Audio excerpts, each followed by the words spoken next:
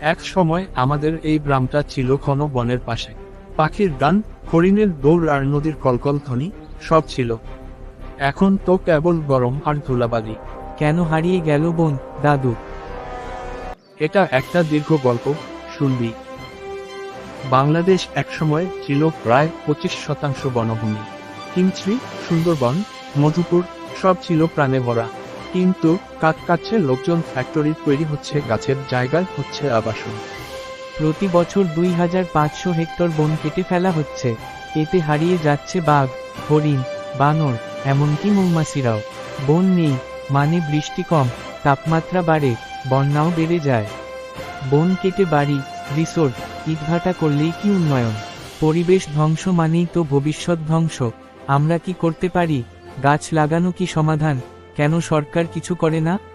সুন্দরবনের গাছ কেটে কয়লা বিদ্যুৎ কেন্দ্র, চট্টগ্রামের পাহাড় কেটে রিসোর্ট, বান্দরবানের চাষাবাদের নামে বৃক্ষনিধন সব চলছে নিয়মিত।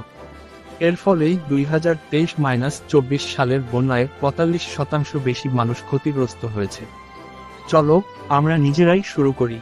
প্রতি সপ্তাহে একটা গাছ লাগাই, কাঠচোরদের রিপোর্ট করি, সচেতনতা বাড়ায়। সবুজ বাঁচলে জীবন বাঁচবে।